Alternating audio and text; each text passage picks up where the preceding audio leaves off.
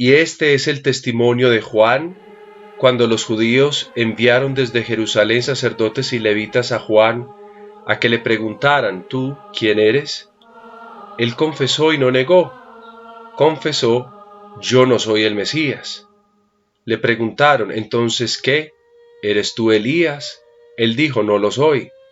¿Eres tú el profeta? Respondió: no. Y le dijeron: ¿quién eres, para que podamos dar una respuesta a los que nos han enviado? ¿Qué dices de ti mismo? Él contestó: yo soy la voz que grita en el desierto: allanad el camino del Señor, como dijo el profeta Isaías. Entre los enviados había fariseos y le preguntaron: entonces, ¿por qué bautizas si tú no eres el Mesías, ni Elías, ni el profeta? Juan le respondió: yo bautizo con agua, en medio de vosotros hay uno que no conocéis, el que viene detrás de mí, y al que no soy digno de desatar la correa de la sandalia. Esto pasaba en Betania, en la otra orilla del Jordán, donde Juan estaba bautizando. Palabra del Señor. Gloria al Padre, al Hijo y al Espíritu Santo, como era en el principio, es ahora y siempre, por los siglos de los siglos. Amén. En el nombre del Padre, del Hijo y del Espíritu Santo. Amén. Bueno, yo les recuerdo que durante la clase ustedes pueden tranquilamente hacer las preguntas que quieran hacer. Me deben interrumpir, me deben decir padre o alguna cosa, porque yo paso a un modo en el que no puedo ver las solas 4 caras que se me muestran acá, sino que me toca nada más ver una cara, la cara del momento. Voy a compartir con ustedes entonces en este preciso instante la presentación de PowerPoint. E iniciamos. Pregunto para todos y por favor abren sus micrófonos y me responden. ¿Se logra ver la presentación de PowerPoint? Sí, padre, se logra ver. Bueno, ya tenemos aquí la compañía del Redemptoris Mater. Escuché las voces melodiosas. Sí, Bueno. padre, sí, ya hace como 3 minutos estamos acá. Yo no los había visto. Yo iba a hablar mal de ustedes. Vea, Por eso el no día me del llamaron. trabajo. Trazamos de incógnito. ¿No te acuerdas que hay un pasaje de Jesucristo también que pasa así en el Evangelio de San Juan? Ve, yo ya no puedo uno hablar mal de la gente porque lo pillan a uno. Bueno, mis muchachos, vamos a comenzar. Vamos a hacer toda esta clase explicando esto del testimonio de Juan el Bautista, que es lo que yo llamo lo que Köhnen, el autor que habíamos estudiado o presentado tanto en las clases presenciales como ahorita, dice. Juan hace un testimonio de orden indicativo, pues porque en estos, digámoslo así, versículos no hay un encuentro que implique un diálogo con Jesucristo, del cual nazca un testimonio, sino que parece que ese encuentro ya ocurrió, pero el Evangelio no nos los narra aún a nosotros. Bien, entonces yo voy a comenzar a partir de esta diapositiva que ustedes van viendo en este momento, permitiéndole a ustedes digámoslo así, el estudio de los diferentes dípticos que están contenidos en el Evangelio. Algunos los vamos a estudiar con mucha precisión, algunos otros no los vamos a estudiar con tanta precisión, sino que un poquito planeamos como las aves sobre estos textos bíblicos. Vamos entonces a comenzar el testimonio de Juan el Bautista, martiría indicativa, lo que tiene que ver con todo el capítulo 1. Para los textos bíblicos, ustedes pueden usar sus Biblias o pueden usar el texto con la traducción que yo les he enviado y que se encuentra en el archivo de este chat. Comencemos entonces con nuestra, digamos así, con nuestro recorrido y digamos lo siguiente. El primer díptico testimonial va a tener como protagonista Juan el Bautista. Yo esto ya lo había descrito, pero lo vuelvo a decir como para que quede con toda claridad. Este díptico testimonial tiene como protagonista Juan el Bautista, ni siquiera Jesucristo, que Juan el Bautista, recuerden, es un personaje que ya había sido introducido en la poesía del Logos. y que por esta razón, explicaba yo, engrana bien al inicio del libro de los testimonios. Entonces, Juan se convierte así en una de esas figuras literarias, si se puede utilizar esta expresión en este momento, que sirven como bisagra o como gancho para hacer el puente entre la encarnación que nos narra a nosotros el texto de la poesía del Logos y hacer ese gancho con la primera martiría o el testimonio luego de la poesía del Logos. De esta forma, digámoslo así, el autor va a hilvanar, a unir su obra, evitando esa idea de fragmentación entre las partes que algunos autores acusan sobre el texto del libro. Creo que la hilación de la obra está bien hecha a partir de este personaje que aparece tanto en la poesía del Logos como en esta primera parte del Evangelio.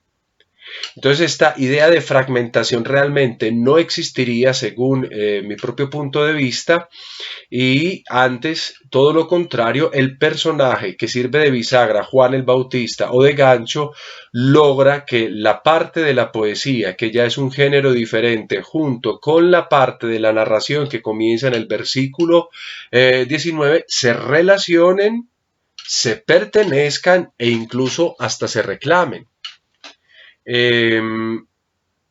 De hecho, recuerden que en la poesía del Logos, si ustedes quieren echar una ojeadita a sus Biblias, en el capítulo primero, en los versículos 7, 8 y 15, él es presentado como testigo. Miren el versículo 7 que dice, este venía como testigo.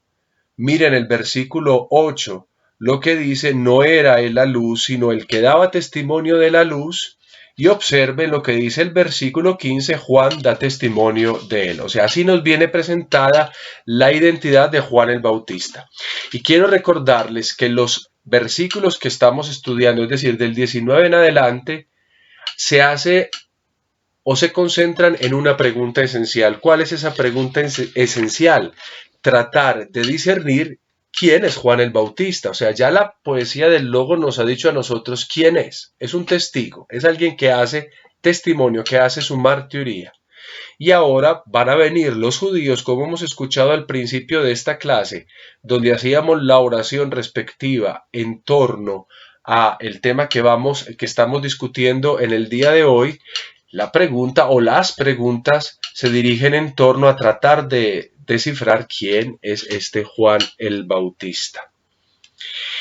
Quisiera entonces que entendiéramos lo siguiente, que el testimonio del Juan el Bautista está desarrollado en este capítulo en dos dípticos. Y los dos dípticos suceden en la sucesión de 2 días. Es un tiempo que el autor deja consignado para describir el encuentro tanto del Bautista con los judíos y el encuentro del Bautista con Jesús en la serie de 2 días. El primer díptico, como aparece en pantalla, lo vamos a encontrar en Juan capítulo 1, versículos del 19 al 34.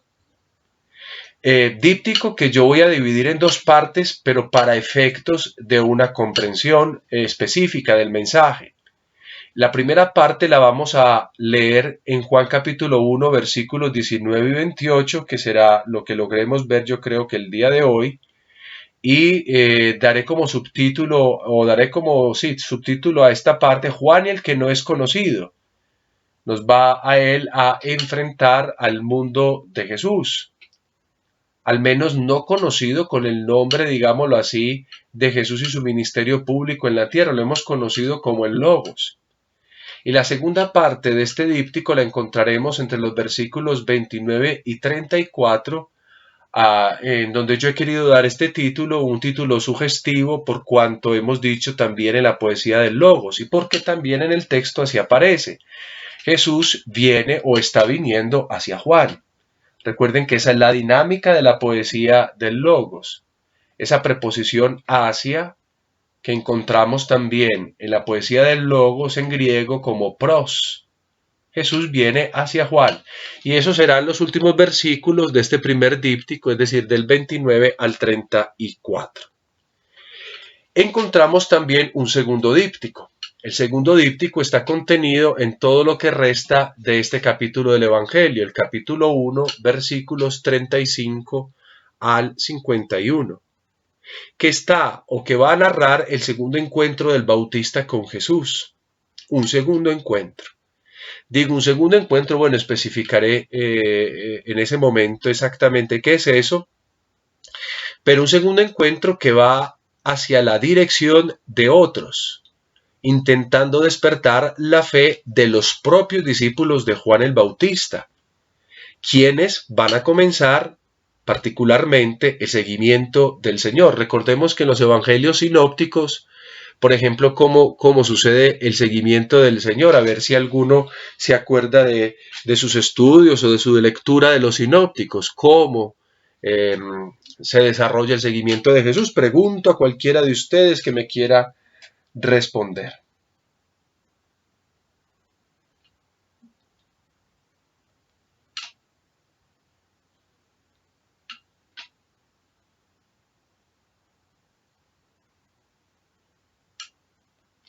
¿Cómo se encuentra Jesús o cómo siguen? ¿Cuáles son, por ejemplo, pensemos en los 4 discípulos clásicos, cómo se encuentran a Jesús en ese entonces?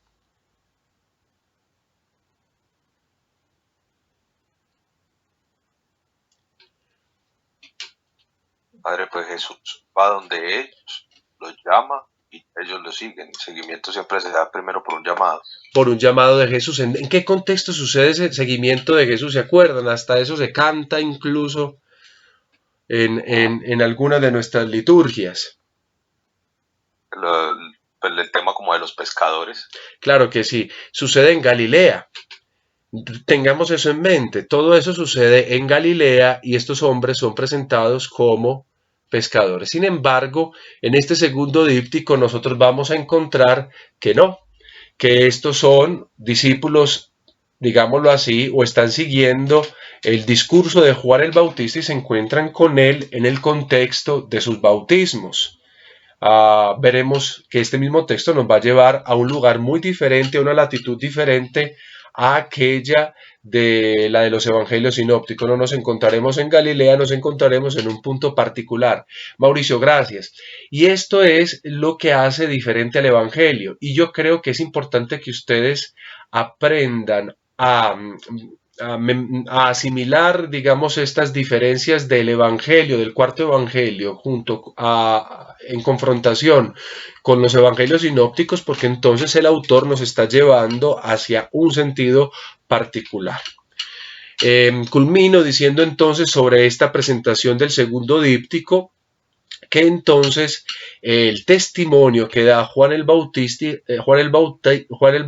busca despertar un heterotestimonio, es decir, un testimonio que darán otros de Jesús en su seguimiento y que se convertirán en los primeros testimonios, digámoslo así, luego del discurso del prólogo, de la poesía del Logos, y de la de aquellos, y la de Juan el Bautista, esos serán los primeros, digámoslo así, discípulos que dan su testimonio acerca de Jesús. ¿Para todos es claro esto o tienen algún problema con esto? Díganme sí o díganme no para saber si continúo o no. Padre, si puede repetir la última parte que se entrecortó. Bueno, claro que sí, con todo gusto. Miren, decía yo que luego del testimonio que da la poesía del Logos, viene el testimonio indicativo de Juan el Bautista, que busca originar también un heterotestimonio, el testimonio de los discípulos que dejan a su maestro Juan para dar su propio testimonio al haber encontrado el Mesías. Esto es lo que había dicho, no sé si ya se escuchó un poquito mejor.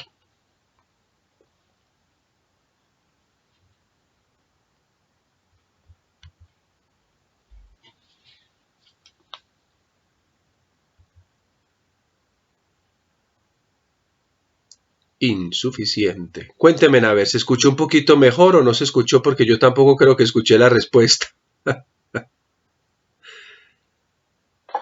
Se escucha mejor, pero no todo. No La todo. última. ¿Me quieres decir qué tienes hasta el momento para repetirlo? Sí, entonces lo que escuchamos fue que pues después del testimonio que da la poesía de Logos, encontramos pues el testimonio de Juan y ya. Sí, el testimonio indicativo de Juan que busca despertar el heterotestimonio de sus propios discípulos, los discípulos que seguían a Juan, y que ahora dan un heterotestimonio al haber encontrado al Mesías. Ok, perfecto. Bien, ahora sí vamos a comenzar con el primer díptico que he anunciado anteriormente. Ese primer díptico yo le quiero dar un título porque prácticamente esta es la imagen o la figura que Juan el Bautista utiliza para hablar acerca de Jesús. Juan y el Cordero de Dios. Vamos a ver entonces lo que tiene que ver con Juan capítulo 1, versículo del 19 al 34. Y recuerdo que yo había dicho que iba a dividir eso en dos partes como para hacer la comprensión de los textos más clara. Es un solo texto hasta el versículo 34, pero yo me voy a detener en dos escenas que ya he explicado, pero vuelvo a explicar por qué las he dividido de la manera como las voy a dividir. Vamos a entrar entonces a la primera escena de todo este díptico sobre Juan y el Cordero de Dios. La primera escena la vamos a encontrar nosotros ubicadita entre los versículos 19 y 28, como ya hemos dicho, Juan y el que no es conocido. Ahorita yo les voy a presentar a ustedes de nuevo el texto, no me voy a detener mucho en ese texto, simplemente lo vamos a sobrevolar un poco, porque ese texto es el que ustedes ya tienen, yo se los había dado en una copia, o los que no lo tienen en sus casas, está, vuelvo a repetir, en un PDF aquí en este chat. Vamos entonces a iniciar, les presento el texto, recuerdo que es una traducción personal, no es una traducción muy técnica, simplemente estoy buscando enfatizar en cuanto sea posible el aspecto literal a través del cual resalto algunas particularidades dentro de mi explicación. Vamos entonces a comenzar. Perdón que se me fue, sí, aquí está. Recuerden, un poquito lo miramos, este es el testimonio de Juan cuando enviaron a él los judíos de Jerusalén a sacerdotes y levitas para que preguntasen a él, ¿tú quién eres? Y dice el versículo 20, y confesó y no negó, y confesó, yo no soy el Mesías. Y respondieron a él, ¿quién eres entonces? ¿Tú Elías eres? Y dice, no soy. ¿El profeta eres tú? Y respondió, no. Dijeron entonces a él, ¿quién eres? Para que respuesta demos a los que enviaron a nosotros. ¿Qué dices sobre ti mismo? Respondió, yo soy, voz del que grita en el desierto, preparad el camino del Señor, como dijo Isaías el profeta. Y entre los enviados habían de los fariseos y preguntaban a él y decían a él, ¿por qué entonces bautizas si tú no eres ni el Mesías, ni Elías el profeta? Respondió a ellos Juan diciendo, yo bautizo con o en agua, en medio de vosotros está el que vosotros no conocéis, el que después de mí viene, del que no soy yo digno, para desatar a él el vestido o el lazo mejor de las sandalias. Estas cosas en Betania sucedieron más allá del Jordán, donde estaba Juan bautizando. Nos da al final el texto la ubicación geográfica. Habíamos acabado de decir que la llamada, digámoslo así, de los primeros discípulos sucede en Galilea. Galilea es al norte de Israel. Yo después les pasaré a ustedes un pequeño mapa, un croquis, con toda la geografía usada en el Evangelio, para que vayamos también estudiando esas ubicaciones. En cambio, esto sucede en Betania. Y pregunto, aunque aquí la Betania es un poco particular, ¿alguno sabe dónde queda Betania? Galilea obviamente queda al norte de Israel, Betania ¿dónde queda? Cerca de Jerusalén, padre. Exacto, queda cerca de Jerusalén. Voy a salirme un momento de esta presentación porque voy a necesitar la utilización de una serie de herramientas que me permite a mí el PowerPoint. Entonces miren ya las diferencias que tenemos. Mientras que los evangelios sinópticos, la llamada de los discípulos sucede al norte en Galilea, aquí tenemos la llamada de los discípulos o lo que está sucediendo, va a suceder todo, aunque todavía no ha llamado discípulo, estamos con Juan en Betania. Padre, qué pena. Dime, hijo. Porque, aunque no estoy seguro si es ese mismo Betania que está cerca. Exactamente. Si es el Betania que está ahí cerca en el Exactamente. El texto nos está diciendo Betania, más allá del Jordán. ¿A qué cosa se refiere exactamente? En todo caso, hay una diferencia. ¿Y cuál es la diferencia? La llamada de los discípulos, de los primeros discípulos, sucede recorriendo las playas, digámoslo así, se puede utilizar este término, del mar de Galilea, entre las inmediaciones de lo que nosotros conocemos como Cafarnaúm. No es Betania, incluso si es la Betania hipotética que podría estar cerca. No, aquí sucede otra cosa diferente. El autor está planeando una identidad, digámoslo así, original en cuanto a la vocación de los discípulos. Y eso lo estudiaremos en su momento, más adelante. Pero por el momento quiero resaltar esta diferencia particular de la cual nos está hablando a nosotros el texto bíblico. Ahora voy a volver a la presentación de PowerPoint para saber si esto ya me permite utilizar las herramientas. No me quiere dejar utilizar las herramientas de hoy, entonces vamos a ver cómo procedo yo. Lo que pasa es que, bueno, yo soy un poquito inexperto en todas estas cosas y entonces no me quiere dejar utilizar, o no sé qué, esta barra de tareas que tengo yo acá no me deja hacer más. Bueno, tampoco es un gran inconveniente. Bien, vamos entonces a la primera parte de este texto bíblico, que es el versículo 19. Dice, y le he dado un pequeño título como para orientarnos. El inicio, el judaísmo y la pregunta. Observemos el versículo 19. Y este es el testimonio de Juan. Kai haute estin he martyria tu Ioanno. Miren, recordemos una cosa que les había yo dicho en la clase presencial, que el relato inicia con la conjunción coordinada kai. No sé si la pueden ver, después del versículo 19 dice en griego kai. Y este kai sirve de punto de unión con la anterior poesía del Logos. Es más, es como si este relato fuera eso, su continuación y no una cosa aparte. Este también es un elemento que ayuda a vincular dos partes como si fueran una sola cosa. Entonces, ese kai, esa conjunción está enlazando lo aquí narrado como continuación de lo allá poetizado. Kai haute estin he martyria tu Ioanno. Y recordemos que la conexión no se halla solo acá.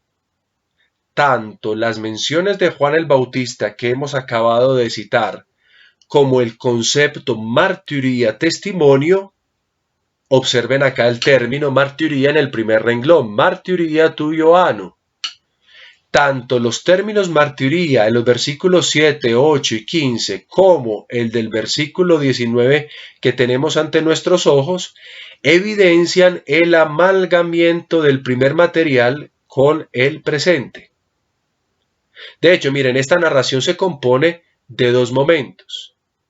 El primero corresponde al encuentro de Juan con los sacerdotes y levitas.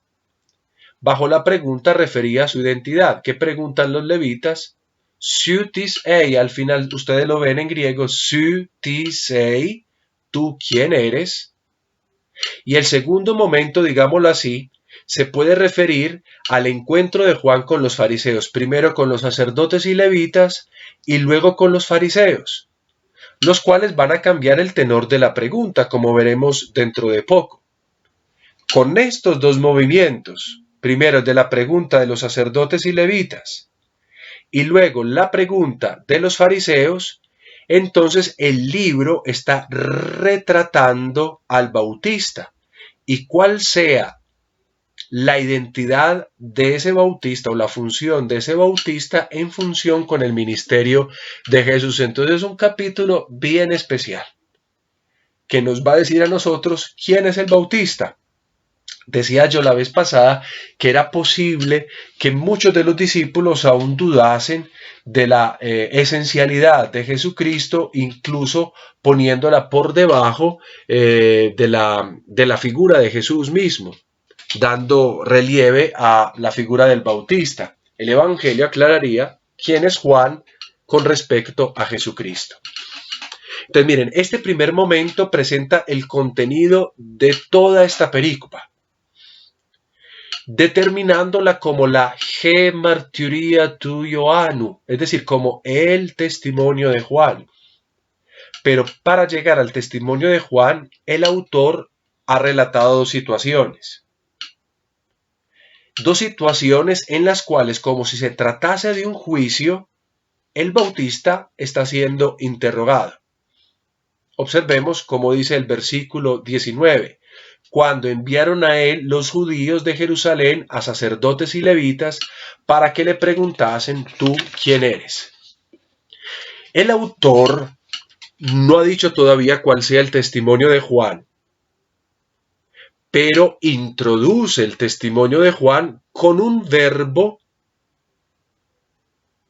no en pasado, sino en presente. Mire cómo dice, kai hautestin, y este es. No dice, este era, como si estuviera relatando algo que sucedió, sino este es como algo que está sucediendo. Entonces, ¿qué hace el autor? Está aludiendo así a algo que no es caduco, que incluso supera la existencia de Juan el Bautista. Ya Juan el Bautista está muerto, y cuando nosotros decimos o leemos este texto bíblico, lo decimos en presente, este es el testimonio. Es decir, es algo que está vivo incluso si su testigo, es decir, Juan el Bautista, muere, o lo que es lo mismo. El testimonio perdura incluso por encima de la caducidad de su testigo. Bueno, entonces el lector deberá tener en cuenta que el testimonio del Bautista, en definitiva, sigue vigente. Y es esencial para efectos de comprender el cuarto evangelio. No es un testimonio cualquiera, como los otros testimonios que van a ser relatados en esta parte del evangelio. No es un testimonio cualquiera, es el testimonio que da la clave que llamamos nosotros heurística o interpretativa del cuarto evangelio. No sé si se entienda lo que he acabado de decir. Si alguno tenga dudas con esto que he acabado de decir, si la tiene, la puede. Recuerden que me pueden interrumpir en algún momento. Ahora, además, este testimonio de Juan el Bautista debe servir de presupuesto para la fe que nace en el creyente. Porque miren, para creer, que es el propósito de este evangelio, como lo hemos dicho ya 1000 veces, es imprescindible la ejecución de la martiría del testimonio joánico, del testimonio de Juan. En este versículo 19 que ustedes están viendo, miren que se cita por primera vez,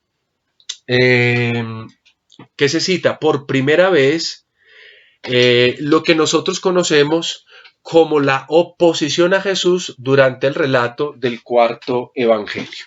O sea, aquí ya estamos nosotros atendiendo a esta situación de oposición que le hacen a Jesús y que va a ser uno de los temas que se desarrollará como la dinámica, como el drama de todo este relato del cuarto evangelio. ¿Y quién es la oposición a Jesús? Son los judíos. Cuando enviaron a él los judíos de Jerusalén a sacerdotes y levitas. La pregunta que interesa a la casta judía se puede, digamos, analizar desde varios niveles de comprensión. Y también tiene un valor narrativo que es muy interesante, porque revela el sentido de este evangelio. ¿Cuál es el sentido del evangelio? El sentido del evangelio, y espero que esto no sea olvidado, porque va a progresar durante cada uno de los relatos. El sentido del Evangelio es descubrir la identidad de Jesucristo. No se puede creer en aquello que no se identifica. Entonces, el Evangelio descubre la identidad de Jesucristo. De hecho, esa pregunta, "Su tis ei", pregunta que uno hasta debería hacer en oración, hasta en griego, "Su tis ei", ¿tú quién eres?, va a seguir inmanente detrás de cada "yo soy" dentro del Evangelio. Recuerden que en el Evangelio se repite mucho: yo soy la luz, yo soy la puerta, yo soy el pastor, yo soy el pan, yo soy el camino, etc. Esa pregunta, ¿tú quién eres?, se replantea inmanente, tácita, en esas respuestas: yo soy esto o aquello. De otro lado, como vemos, los judíos tienen un interés, una necesidad de conocer a Juan. Y recordemos lo que he acabado de decir, que desde el punto de vista histórico, desde su Sit Sim Leven, este personaje llamado Juan el Bautista debió ocasionar dificultades a los judíos, a tal punto de suscitar un interés por descubrir quién era, su identidad. Miren, por tanto, esta martiría, la martiría de Juan, no se trata de una martiría entre tantas, porque de lo contrario, pues los sacerdotes, levitas y fariseos, pues no le buscarían a las orillas del Jordán, donde supone que Juan está bautizando y predicando. Tiene que ser una martiría particular. Y recuerdo que la pregunta se replantea de principio a fin en este diálogo. Y las respuestas de Juan van a revelar sus pocas pretensiones, lo habíamos dicho en la clase presencial. Porque miren, la mayor parte del tiempo las respuestas de Juan son negaciones. Mientras que en el Evangelio reina un "yo soy", en este texto va a reinar un "yo no soy". Un "yo no soy" que va a dar paso al resto del Evangelio, donde se dice "yo soy". ¿Quién es Juan el Bautista? Yo no soy. ¿Quién es Jesús? Yo soy. Y las respuestas de Juan el Bautista, al parecer, según como nos lo relata este Evangelio, habrían dejado al final a sus, digámoslo así, a los judíos que le habían enviado, a quienes le preguntan, parecen, a sus acechores, los dejaría tranquilos porque, pues, no se nos dice después nada. Este es el inicio. Esta es la presentación del judaísmo y esta es la pregunta del judaísmo que traza la dinámica del Evangelio. Ahora vamos a la segunda parte de este Evangelio, la respuesta de otro enviado.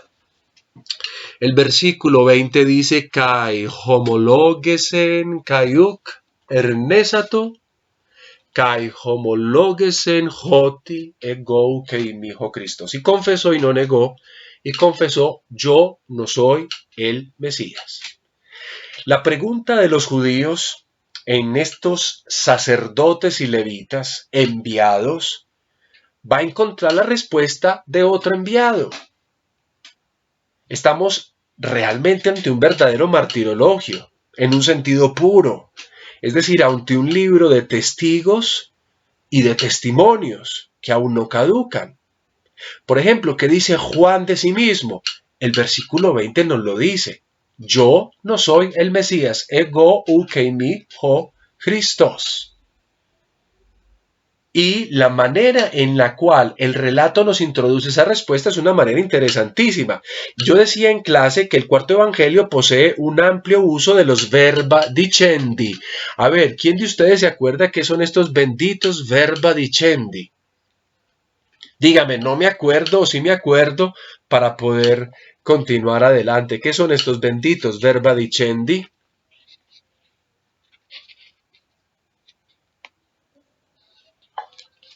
Los verbos cuyo uso es para decir la importancia de contar algo. Bien, los verba dicendi, bravo Abel, ese cuaderno salva.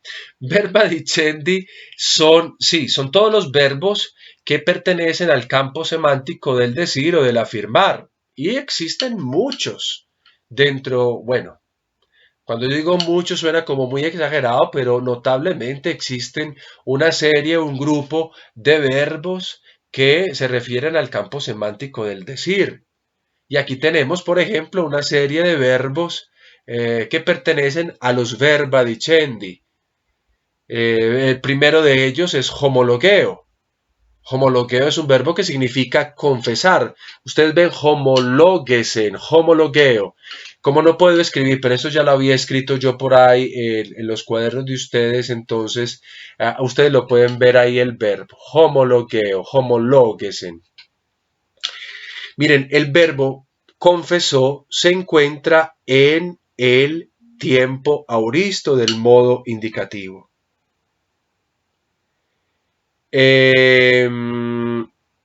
Como ven ustedes, este verbo es bien interesante porque yo también ya les he explicado a ustedes la diferencia entre un verbo en imperfecto y un verbo en auristo. ¿Quién me explica esa diferencia? ¿Quién se acuerda? Importante es. Pues que el uno continúa es una acción que ya termina y la otra es ya, si digamos, esa acción quedó en el pasado. Bien, y cuéntame, ¿cuál es cuál? ¿El imperfecto es cuál de esos? El auristo quedó en el pasado, es una acción que termina. Bravo. Mientras que el otro sí continúa la acción. Bravo, bravo. Entonces se nos dice a nosotros que digamos, el testimonio de Juan comienza con un verbo de una cosa que ocurrió. Él confesó. Y miren el otro verbo, dice uk ernesato. Ernesato, en el primer renglón, ernesato también es un auristo. Ernesato viene de arneomai. Estamos hablando de algo que sucedió en el pasado. Entonces es muy interesante porque la respuesta de Juan sucedió como un hecho en el pasado y ya no tiene más efectos ahora. Pero ¿qué es lo que confiesa? Lo que confiesa está en tiempo presente. Ego uk eimi. Presente indicativo, eimi. El hecho, la acción, sucedió en el pasado. Pero su testimonio se encuentra aquí en el presente todavía hoy. Juan el Bautista no es el Mesías. Me gusta mucho el verbo y vuelvo al verbo homologueo, porque es un verbo empleado, digamos, un número relativo de veces, tanto en la traducción de los 70 del Antiguo Testamento como también aquí en el Nuevo Testamento. Yo había hecho una serie de textos bíblicos que en este momento pues no voy a leer porque estoy sintetizando esa clase, pero los voy a citar. Todos esos textos que yo he citado apuntan a comprender mejor la palabra confesó, homologueo. Y digámoslo así, esa palabra apunta a la admisión o al reconocimiento, por ejemplo, de los pecados, como vemos en el Eclesiástico capítulo 4, versículo 26. O es un verbo que se utiliza para afirmar enfáticamente, como cuando uno está haciendo una declaración solemne. Eso ustedes lo pueden encontrar en Hechos capítulo 7, versículo 17. O por ejemplo en Jeremías, donde se refiere al prometer y al jurar. Entonces mire que estamos como en un contexto de juicio. Juan el Bautista, como sucede en Jeremías capítulo 51, 25, jura, promete. Él confesó, yo juro, yo prometo. O por ejemplo, cuando uno quiere manifestarse en favor de algo, se utiliza el verbo homologueo, como también nos lo describen los evangelios. Por ejemplo, propongo el evangelio de Mateo, capítulo 10, versículo 32, o para no irnos muy lejos, este mismo evangelio, el evangelio de Juan, en el capítulo 9, versículo 22, cuando los padres recuerden del ciego, les viene preguntado, y ellos responden, sus padres respondieron así porque tenían miedo de los judíos, porque los judíos ya habían acordado excluir de la sinagoga a quien no reconociera a Jesús por el Mesías. Allí nosotros encontramos también este verbo homologueo y lo encontramos en esta situación que es muy parecida a la de Juan el Bautista. Los judíos que le preguntan a estos pobres padres que tienen miedo porque los podrían excluir de la sinagoga, que le preguntan a estos padres sobre el valor del testimonio de su hijo. Y cómo tenían miedo, dice al final una cosa bien interesante, porque los judíos ya habían acordado excluir de la sinagoga a quien reconociera. Aquí el verbo reconociera, homologuese en este contexto, a quien reconociera a Jesús por Mesías. Entonces miren el juego de palabras. Homologueo. Que confiesa Juan el Bautista que él no es el Mesías, que es otro el Mesías. Entonces miren, de esto se deriva que el carácter de la respuesta del Bautista cuando afirma yo no soy el Cristo, ego ukeimijo Christos, se trata de una declaración que es enfática, es un reconocimiento, no es un simple decir, no es una simple respuesta, digámoslo así, a una pregunta. Entonces el autor está llamando nuestra atención, poniéndonos a nosotros en guardia ante la respuesta del Bautista. Y miren que el verbo homologueo se repite 2 veces en este versículo, rodeando así al verbo ernesato, al verbo arneomai. Recuerden que el verbo arneomai tiene también ese significado de negar, es decir que algo no es cierto, rechazar o decir no a alguien.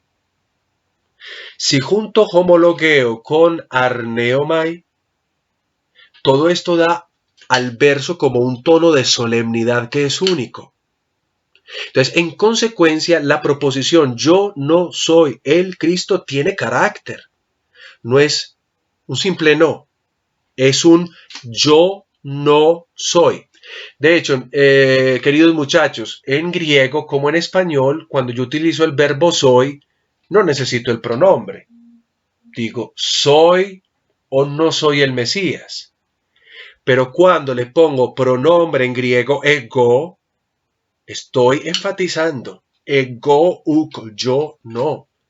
Estamos ante una afirmación enfática.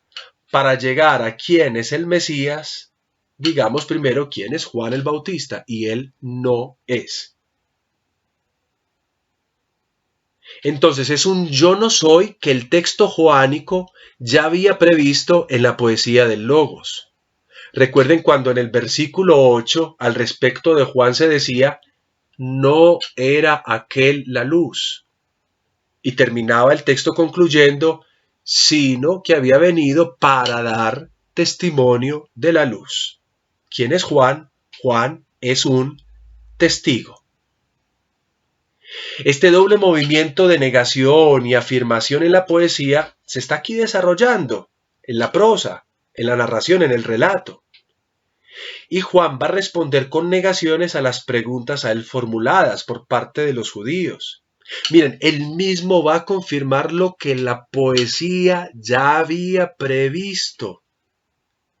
Y luego va a poder dar testimonio constatando pues esa función que la poesía le había conferido a él en el versículo 8, cuando decía que él era testigo.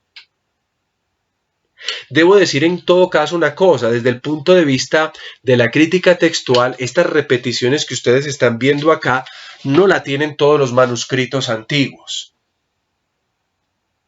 Pero en los manuscritos, digamos, más autorizados, con mayor autoridad, esta repetición sí aparece. Y yo la conservo entonces. Vamos al siguiente versículo, el versículo 21, que dice así. Y respondieron a él, ¿quién eres entonces? Tú, Elías ¿eres tú Elías? Y dice, no soy. ¿El profeta eres tú? Él responde, no lo soy. Miren, las preguntas continúan, porque luego de negar su identidad de Cristo, de Mesías, de Christos, los interlocutores buscan descubrir quién sea este hombre que hace un acto extraño a aquel de bautizar. Entonces vamos a mirar las otras preguntas. En el versículo 22 se dice, dijeron entonces a él, ¿quién eres? Para que respuesta demos a los que enviaron a nosotros. ¿Qué dices sobre ti mismo? Y dice el versículo 23, respondió, yo soy voz del que grita en el desierto, preparad el camino del Señor, como dijo Isaías el profeta. Observemos entonces que ante nuestros oídos, ante nuestra vista, sucede el encuentro de dos voces. Ha acabado de decir Juan el Bautista, yo soy voz del que grita para preparar el camino de quien ha de venir. O sea, él es la voz introductiva, la voz propedéutica. Quienes interrogan a Juan, de hecho, por el otro lado, son sacerdotes y levitas, es decir, son la voz de los judíos. Estamos ante un drama de voces, ante un relato dramático, como las tragedias griegas, como el drama griego, el encuentro de las voces. Y ambas voces son la puerta de acceso a lo que va a suceder de ahora en adelante, es decir, los encuentros y los desencuentros entre Jesús y su pueblo. El Evangelio entonces propone que el testimonio de Juan revelará no solo quién sea él, sino quién es el sujeto de su predicación. ¿Cuál es el sujeto de su predicación? Jesucristo, el Logos encarnado. Y de esta misma situación se desprende que únicamente Juan puede identificarse, definirse, cuando él mismo da su testimonio del Logos. En otras palabras, solamente cuando define a Jesucristo, se define él. A propósito, como paréntesis, en la espiritualidad se habla mucho de eso. Para saber quiénes somos, hay que descubrir quién nos ha creado. Sabemos que somos criaturas y descubrimos que es creador. Sabemos que somos amados y descubrimos que es padre. Es digámoslo así, es uno de los pensamientos que aparecen en la mística. Este tema de la identidad es un tema que se nos expresa o se nos expone aquí al inicio del Evangelio. Entonces, ambas presentaciones, por lo tanto, son interdependientes. La identidad de Jesucristo es interdependiente a la identidad de Juan el Bautista. Y esta misma lógica va a funcionar, esta misma dinámica va a funcionar con los demás testimonios reunidos en el cuarto evangelio. ¿Se acuerdan ustedes? Citábamos en la última clase a la mujer samaritana. ¿Se acuerdan de la identidad de la samaritana que parece que ella misma ni siquiera advierte? Pues la samaritana descubre su verdad descubriendo la identidad de Jesucristo. Entonces, para que cada uno pueda decir quién es, deberá responder a una pregunta fundamental.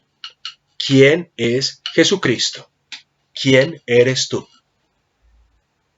Entre estos versículos 19 al 23 que tenemos en pantalla, ¿cuántas preguntas han resonado? Les pregunto a ustedes. Eso ya lo había dicho yo también en clase, pero les pregunto a ustedes. ¿Cuántas preguntas han resonado? Bueno, obviamente en griego, en español puede variar un poco el sistema de preguntas, pero en griego, ¿cuántas veces hemos hecho resonar las preguntas? ¿Quién está ya de profundis clamo tibi? 7. 7, bravo Abel, gracias Gabel. Bien, 7 veces hemos escuchado a los judíos cuestionando. Y yo quiero decir una cosa, mis queridos muchachos, esto de los números puede ser cuestionante y hasta inverosímil en algunos textos bíblicos, pero en Juan, ¿qué otras cosas son 7 en Juan? Exacto. Los signos, por ejemplo, son 7. ¿Alguien se acuerda de otro sistema de 7 en el Evangelio? Los 7 yo soy Jesús. Bravo, bravo, bravo. Miren, el número 7 se está repitiendo varias veces. Entonces, a Mauro, eres tú Mauro, ¿cierto? El que me respondiste. Señor. Sí. Mauro está haciendo un énfasis en 7 yo de Jesús, en 7 yo soy, etcétera, de Jesús, mientras aquí se hace una pregunta que introduce 7 veces la identidad de Juan y a la cual él responde yo no, yo no, yo no, y al final yo soy. No es un número inverosímil, es un número que intenta decir, este realmente soy yo, Juan el Bautista. Entonces, miren, las 7 veces de los cuestionamientos de los judíos buscan algún rasgo que identifique o al menos relacione a Juan con el Cristo o que se descarte dicha atribución. Pero miren, ya es claro que Juan no es ni Cristo, no es Elías, no es el profeta y no se presenta ni siquiera como persona, sino que se presenta a través de la metáfora. Juan es phonebontos, así como dice el griego ego, phonebontos. A mí me llama mucho la forma, cómo se dice esto, porque no es una voz en pasado, es una voz en un presente continuo. Yo soy voz gritante, la voz gritante. Él es el testigo del Cristo en un púlpito que no es típico para la predicación. El desierto, el yermo.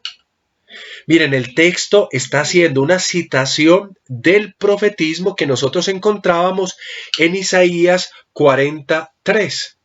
Y yo quisiera que ustedes miraran Isaías 43 porque me parece que es esencial que revivamos ese texto que no es tampoco desconocido para nosotros. Isaías 43. Quiero recordarles algo que ya he dicho durante las lecciones, que en el Evangelio de Juan y en los demás evangelios, la Biblia que se cita, el Antiguo Testamento que se cita, generalmente no es el hebreo, sino su traducción, la traducción griega de los 70. En la Biblia hebrea, por ejemplo, en la Biblia hebrea, la traducción de los 70 dice de la siguiente manera. Hay alguno que ya tenga la Biblia buscado, Isaías capítulo 40, versículo 3. Alguno ya lo tiene ubicadito. Sí. ¿Quién dijo sí? Yo, Julián. Ay, Julián, qué pena, es que no te reconocí tu voz. ¿Me lo puedes leer, por favor, si me haces la grande caridad? Una voz clama, en el desierto abrid camino a Yahvé, trazad en la estepa una calzada recta a nuestro Dios. Muy bien, una voz clama, 2 puntos, en el desierto, etcétera, etcétera. Y en el texto griego, ¿qué dirá? Ya enseguida vamos a llegar a ese punto para que lo comprendamos. Este es el tema con el que nosotros habíamos concluido nuestra última clase presencial, o sea que a partir de acá ya todo lo que se venga es prácticamente nuevo. Entonces, miren, digamos, el desierto se torna de nuevo como en un espacio de la revelación. En Isaías el desierto es el lugar transformado donde será revelado el Mesías. Y Juan está asumiendo el carácter de este lugar. La pregunta que yo me hago, ¿Juan es la única voz gritante en un lugar que desconoce la vida? Y que si se dispone, y que se dispone a recibir aquel que dice yo soy la vida. ¿Lo ven? Juan es la única voz gritante en un lugar que desconoce la vida y que se dispone a recibir a aquel que dice yo soy la vida.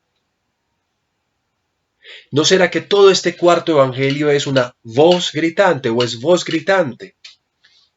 Recordemos que el texto griego que tenemos nosotros ante nuestros ojos dice phonebontos en te eremo,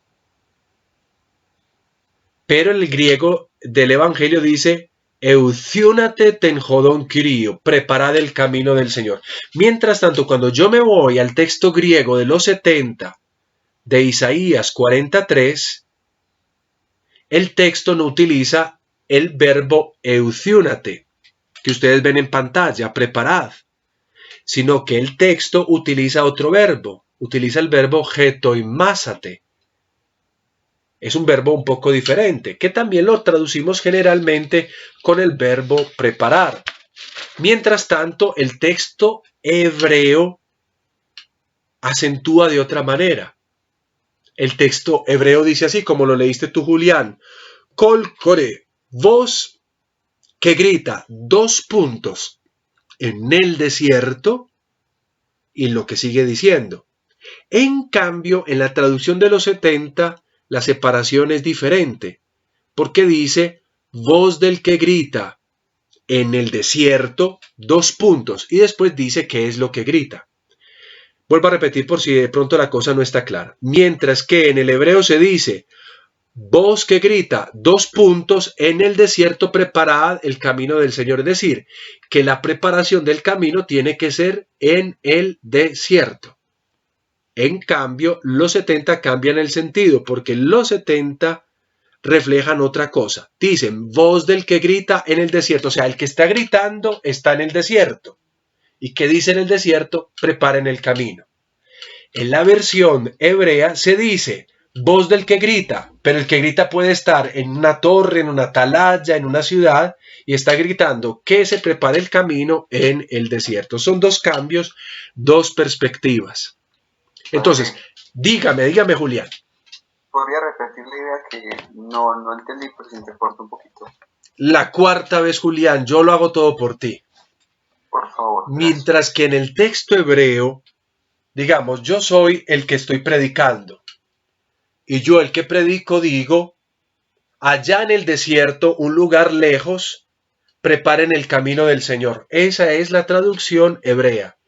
Yo estoy lejos del desierto y digo, allá en el desierto, preparen el camino del Señor. ¿Es claro hasta ese punto? En el hebreo, yo estoy lejos del desierto y digo, allá en el desierto, preparen el camino. Pero en el griego la cosa cambia. En el griego, yo estoy en el desierto y en el desierto digo, preparen el camino. ¿Me entiendes? La diferencia es en qué lugar se encuentra quien está predicando. En el hebreo no está en el desierto, mientras que en el griego se está en el desierto. ¿Es claro para ti, Juliáncito? Yo sé que esta parte es un poquito complicada porque como no tengo aquí un tablero para escribir, me es más difícil expresarme. Gracias, Juliáncito. Bien, entonces, el griego de los 70 es diferente a el texto hebreo. Y entonces, como la traducción varía, pues obviamente el sentido también. ¿Cómo tenemos que traducir? La primera traducción, aquella del hebreo, acentúa el papel importante del lugar, el lugar del desierto como espacio de anuncio. Eso es lo que hace el texto hebreo. El desierto es importante porque es el lugar donde va a ocurrir el anuncio. El camino se debe preparar en el desierto. En contraposición, la traducción griega simplemente introduce una circunstancia, es decir, el lugar en donde se encuentra quien está exhortando a la preparación del camino del Señor. Y es esta segunda opción en la que el lugar es circunstancial, lo que parece estar atrás de esta cita que estamos estudiando de Juan 1:23. El desierto es una circunstancia. Si hacemos caso al punto en alto, ven el texto griego, ven la palabra desierto. Miren la palabra desierto en griego, en azul, eremo. Al final de la O omega, a mano derecha aparece un punto en alto. Si hacemos caso de ese punto en alto, que podríamos no hacerlo tranquilamente porque en el griego antiguo no existían estos puntos nacen en época bizantina, pero bueno, nos han llegado con estos puntos, estos textos. Si hacemos caso a eso, el desierto es simplemente una circunstancia. La voz gritante es Juan, y Juan, ¿dónde se encuentra? En el desierto. Y en el desierto, ¿él qué es lo que está diciendo? Preparen el camino del Señor. Para todos esto es claro, hagan preguntas y si no, continúo. Recuerden en todo caso que estoy sintetizando entre comillas nuestras clases.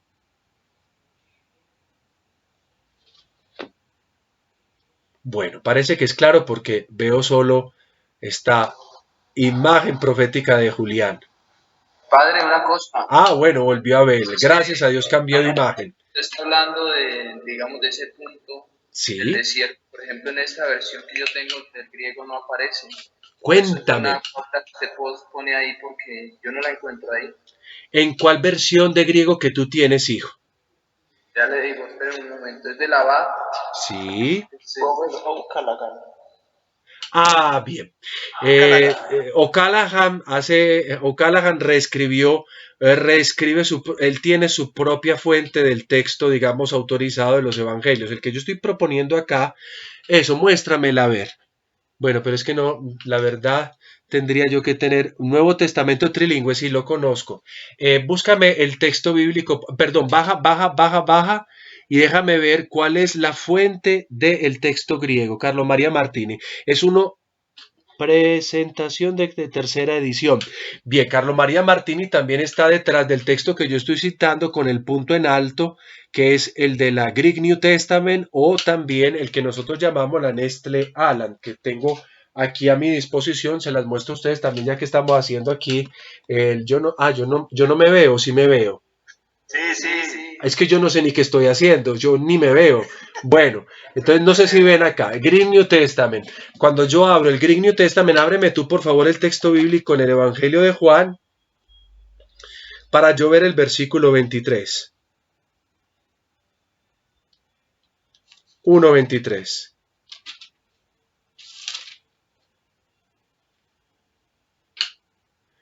A ver. Súbemelo en R. Ah, no tiene, hijo, de hecho no tiene muchos signos de puntuación.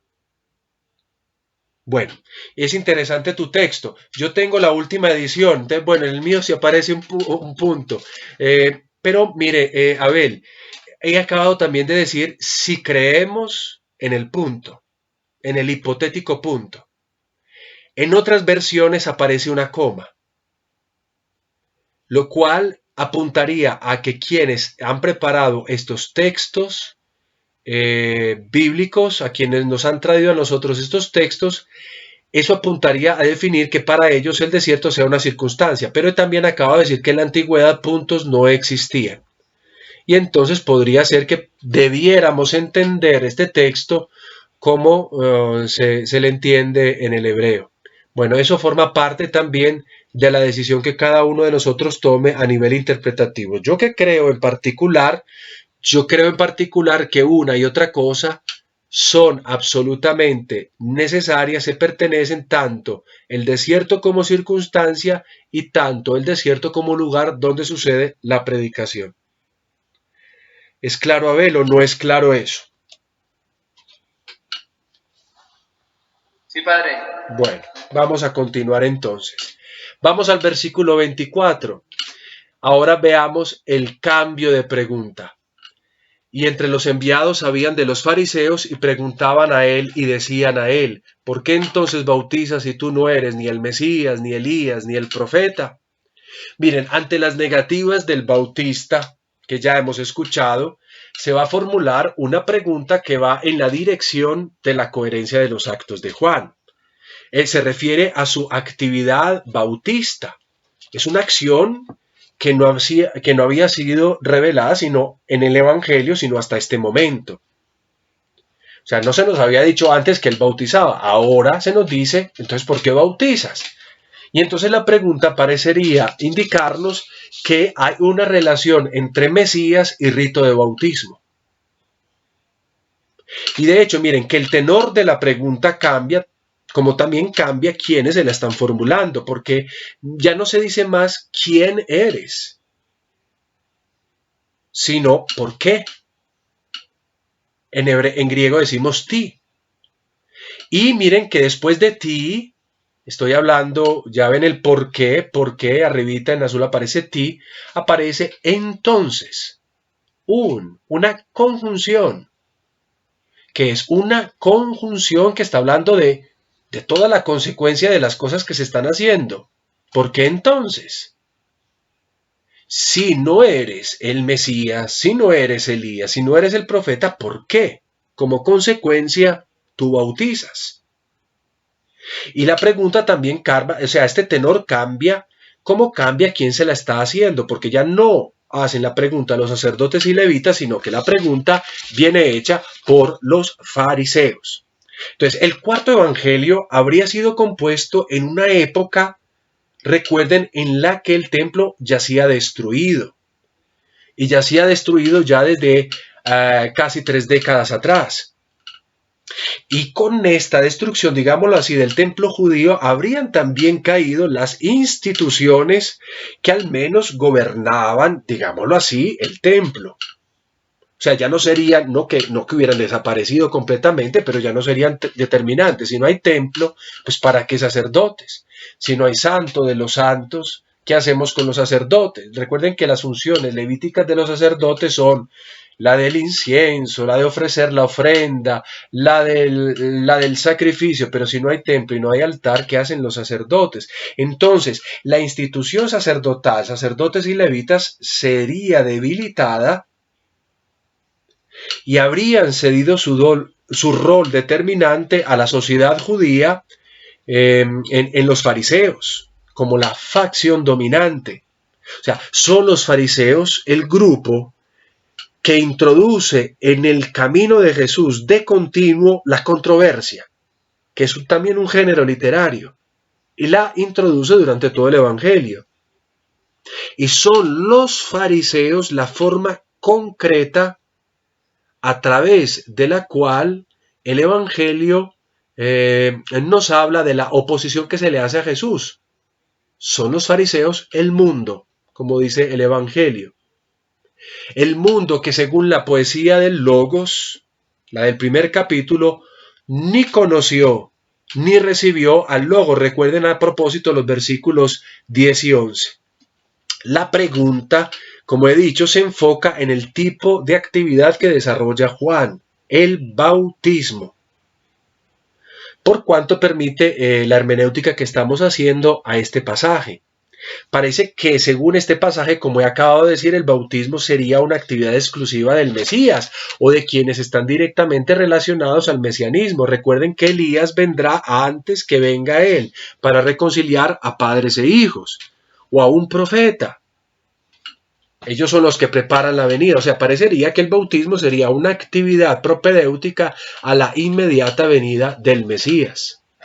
Por tanto, la pregunta de los fariseos no es una pregunta casual. Están haciendo de un contexto que es dramático, en el que las instituciones religiosas judías han sido excluidas de su participación en lo que concierne a la llegada del Mesías. Entonces, la pregunta asume un tono de reclamo. Entonces, ¿por qué bautizas? Si tú no eres ni el Mesías, ni Elías, ni el profeta. Es un reclamo que pretende quitarle a Jesús su autoridad como autor de bautismos. Y esta misma tonalidad es propedéutica de aquella que va a ser usada con Jesús en sus diversos enfrentamientos con los fariseos. Dicho esto, ahora sí debemos llegar a un último punto y concluimos nuestra clase. Entonces, ¿cuál es la identidad de Juan?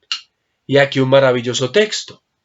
La respuesta proferida por Juan lo va a evadir de un posible proceso de acusación, porque no se va a postular a sí mismo como Mesías o como su profeta. Miren, al contrario, Juan se propone como reflejo del Mesías que bautizará. O sea, él bautiza, pero él es un reflejo, un espejo del verdadero bautismo del Mesías. Dirá de hecho en el versículo 33 de este mismo capítulo, más adelante, del Mesías que va a bautizar con Espíritu Santo. una citación que no es solo de este evangelio, sino también que pertenece a otros evangelios sinópticos. Cito a Mateo capítulo 3, versículo 11. Jesucristo, aunque Juan bautiza para el perdón de los pecados con agua, vendrá uno que bautizará con fuego, con Espíritu Santo. Mire cómo dice Juan el Bautista en este versículo 26, 27 en adelante. Respondió a ellos Juan diciendo: yo bautizo con o en agua. En medio de vosotros está el que vosotros no conocéis, y aquí también empieza un hilo narrativo bien interesante, el que no es conocido. ¿Y qué dice de él Juan? Mire, este es el testimonio de Juan. Para decir quién es él, va a decir quién es Jesucristo. En medio de vosotros está el que no conocéis, el que después de mí viene, del que no soy yo digno para desatarle a él el lazo de las sandalias. Y termina el texto diciendo: estas cosas en Betania sucedieron más allá del Jordán, donde estaba Juan bautizando. Ya no me dará tiempo de presentarles a ustedes el mapa, porque pretendo terminar ya esta clase con esto que voy a decir a continuación. La autopresentación de Juan desaparece. Miren cómo ha aparecido en el texto. Desaparece ante el contenido de su testimonio, que va a recapitular de nuevo, o sea, va a hacer síntesis de nuevo de las ideas expresadas o expuestas en la poesía del Logos. Muchachos, en medio de los judíos ya estuvo el que ellos no habían conocido. Esta es una cosa maravillosa del Evangelio. En medio de los judíos ya estuvo el que ellos no habían conocido. ¿Por qué digo que ya estuvo? Porque el verbo en su manera, así nos lo expresa. En medio de vosotros está. Vamos a analizar un poquito ese verbo para que lo podamos, interpretar mejor. Yo me devuelvo acá al verso anterior. El Mesías ya estuvo y está en medio de los judíos que están interrogando a Jesús. Perdón, que están interrogando a Juan. Esta es la afirmación testimonial que se desprende de estos versículos. El Mesías ya estuvo y está. Por tanto, la predicación joánica no es solamente un antes de, sino que también es un luego de. Estuvo y está.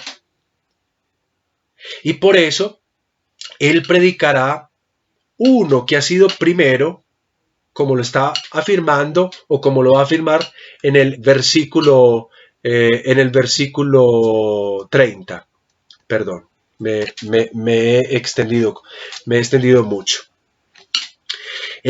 Para poder expresar eso que yo ya estoy diciendo, los estoy invitando a que ustedes recorran conmigo el versículo 26. La última línea del versículo 26 dice en griego: mesos, humon, la tercera palabra, gesteken. Gesteken. ¿Dónde está el verbo está? Voy a analizar un poco ese verbo para que se comprenda esto que estoy diciendo. Gesteken. Gesteken es un verbo conjugado en perfecto, en indicativo perfecto. Y viene de un verbo que en griego suena así: histemi. Histemi. Ese verbo generalmente traduce el colocar, el poner, el erigir, ¿qué puedo decir yo? El establecer, el estar en pie, el permanecer en pie, el quedarse en pie, el estar fijo, el ser de manera permanente. Histemi también puede significar el dar validez legal, el confirmar, el estar en un sitio. Entonces miren, el concepto de Juan es que el Cristo ya ha estado de forma estable y permanente en medio de los judíos. ¿Y por qué lo digo yo? Ya ha estado. Porque está conjugado en una forma del perfecto. Es muy interesante que algunos manuscritos, sin embargo, modifiquen el aspecto temporal del verbo y en su lugar, en vez de en perfecto, lo conjuguen en presente. O sea, ya no digan ha estado, sino está, como estoy traduciendo yo acá. Y algunos otros lo traducen en imperfecto. Algunos otros manuscritos. Ya sabemos que es el imperfecto, una acción que sucedió en el pasado, pero cuyos efectos seguimos verificándolos ahora. O sea, estuvo, está. Y otros manuscritos, este verbo lo ponen en pluscuamperfecto, que traduciríamos como con algo así como había estado.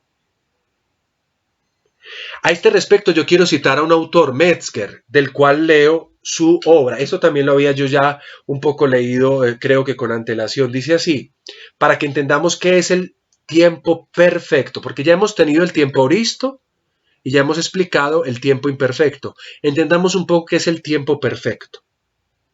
Entonces escúchenme, por favor. La próxima vez, esto que estoy diciendo lo colocaré también en pantalla para que se pueda seguir más. No tuve eso en consideración, pero bueno. Metzger es un biblista, un exégeta que trabaja sobre todo la crítica textual. Él dice al respecto de este tiempo perfecto, dice lo siguiente, abro comillas, el tiempo perfecto que el autor del cuarto evangelio usa con tanta frecuencia y con tonalidades teológicas, imprime aquí una fuerza especial. Vuelvo a repetir. El tiempo perfecto que el autor del cuarto evangelio usa con tanta frecuencia y con tonalidades teológicas, imprime aquí una fuerza especial que parece dar a entender algo así como hay uno que ha tomado su lugar en vuestro medio. Repito, que parece dar a entender algo así como hay uno que ha tomado su lugar en vuestro medio. Y continúa. Fuerza que no fue percibida por varios testigos griegos. O sea, varios manuscritos griegos no captaron la fuerza del uso del perfecto en el Evangelio. En el Evangelio se usa la conjugación perfecta para hacer afirmaciones teológicas. Entonces, no hay manuscritos traducidos, ni en algunos manuscritos griegos, o incluso las traducciones latinas, o las siriacas, o las coptas, no lograron percibir la fuerza de este tiempo, y por eso la cambiaron, volviéndola imperfecta, volviéndola pluscuamperfecta, etc. U otros volviéndola presente. Porque el presente, como yo estoy traduciendo acá, resulta sintácticamente más apropiado. Claro, yo bautizo con agua, pero en medio de vosotros está, eso significa el tiempo presente es mucho mejor, porque el tiempo presente sintácticamente suena bien, pero es un perfecto, como ciertos manuscritos nos lo colocan a nosotros. Al mismo tiempo, observemos el versículo 27. Juan afirma que aquel que es primero que él viene después. La pregunta es, si ya estaba en medio de los judíos, ¿cómo es que apenas va a venir? Bueno, entonces ¿se trata de un antes o se trata de un después? ¿Cómo es eso? El testimonio de Juan parece, creo yo, contradictorio, pero también creo yo concuerda acertadamente con la afirmación que leeremos nosotros en el versículo 30, cuando él dice, detrás de mí viene un varón que delante de mí llegó a ser porque primero de mí era. Juan el Bautista entonces cuando dice que antes de él, después de él, va a quedar como, digámoslo así, como envuelto por Cristo. Cristo es, hola, ¿quién me habla? Nadie me habla. Bueno, no me hagan perder la concentración que estoy en el momento cumbre. Juan el Bautista queda entonces como, digámoslo así, como envuelto por Cristo. Cristo es como su antes y su después. Y es así que entonces Juan no puede sentirse sino como una simple voz ante quien todo lo abarca y a quien todo lo excede. Miren, el testimonio de Juan recoge no solo pues la tradición de las Sagradas Escrituras, cuando alude a Isaías, sino que él va más allá, él no es solamente voz del que grita, va más allá porque afirma solo lo que la fe le puede dar. Cristo siempre ha existido. Esta es la forma en la que la narración está diciendo lo que ya había sido dicho por la poesía del Logos. Cristo siempre ha existido y ya era incluso cuando Juan ni siquiera había llegado a ser. Entonces estamos en un eco, digámoslo así, de la poesía del Logos. ¿Qué tiene que pasar ahora? Los judíos tienen que abrir los ojos para encontrar a este Mesías que no conocen. Porque si ya está, ya ha estado, tienen que abrir los ojos y mirar dónde está y hacer algo. Eso es lo que le correspondería a los judíos que son testigos del testimonio indicativo de Juan. Mire, Jesús no ha aparecido por ahí caminando todavía y ya Juan habla de esta manera de Jesús. Y entonces así el Evangelio está engendrando esa dinámica del testificar, el testigo que testifica. Como no lo ven, los judíos no pueden decir algo del Mesías. Y como efecto, el testimonio se hace urgente para producir la visión. Ese es el sentido del testimonio, producir la visión. Lo que sucede en este punto de la narración debe, digámoslo así, trasladarse como una de las claves hermenéuticas de toda la obra, porque la obra tiene como intención provocar a través de los distintos testimonios la visión del Cristo. Denme un minutico para ir concluyendo. Al testificarlo, se podrá ver a Cristo, y viendo a Cristo, nacerá el conocimiento en quien recibe el testimonio. Este último que ha recibido el testimonio va a llegar a ser ulteriormente otro testigo. Entonces, bajo esta luz, bajo esto que yo estoy diciendo, el cuarto evangelio da a entender que el bautista ya ha visto al Cristo sin verlo, porque lo verá solo a partir del versículo 29. Ya lo ha encontrado. De lo contrario, no podría ni siquiera proponer las palabras con las cuales él lo está describiendo. Él dice, en medio de vosotros ha estado el que vosotros no habéis conocido. Entonces, en el cuarto evangelio, para concluir, la visión engendra la fe. Y solo si se ha visto con la fe, se puede testimoniar. Entonces, mire, así se va a mover el libro hasta el final, en donde el orden se invierte, pues la fe dará a luz al ver y al testificar. Y miren, y de hecho, esto queda consagrado en esa maravillosa bienaventuranza a propósito de Tomás y de Jesús, capítulo 20, versículo 29. Bienaventurados los que sin ver sean creyentes, o los que sin ver crean. En línea general, el ver de Juan nace engendrado por el testimonio de otro, de quien él mismo va a contar más adelante, entre los versículos 32 y 34, que su testimonio dependerá por un tiempo de ese testimonio. Él nos va a contar algo sobre eso. Juan constata el testimonio de ese otro personaje en su ver y lo acoge creyendo. Miren, en ese versículo 32-34, el que les hablo, dice lo siguiente: y Juan dio testimonio diciendo, he contemplado el Espíritu que bajaba del cielo como una paloma y se posó sobre él. Yo no lo conocía, y miren acá, pero el que me envió a bautizar con agua me dijo, aquel sobre quien veas bajar el Espíritu y posarse sobre él, ese es el que bautiza con Espíritu Santo. Juan Juan ha visto también. El ver de Juan nace engendrado por el testimonio de ese otro que le había dicho que iba a ver eso. Por un tiempo él dependió de otro testimonio. Y Juan constata ese testimonio de ese otro personaje en su ver y lo acoge creyendo. Entonces, así como inferimos una triada, y con esto concluyo, ¿cuál es la triada del Evangelio? Fe, visión, testimonio. Fe, visión, testimonio. Pero explico un poco eso.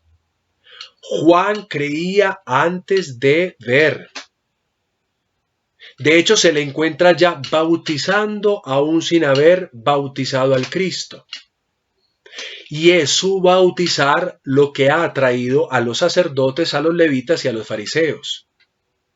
De esto último, el bautista entonces funda una ruta para abrir al conocimiento y llevar al reconocimiento del Cristo a sus discípulos. El bautizar de Juan, atención, coincide con su testificar. Y aquí dejamos por hoy nuestra clase. El bautizar de Juan coincide con su testificar. Bueno, mis queridos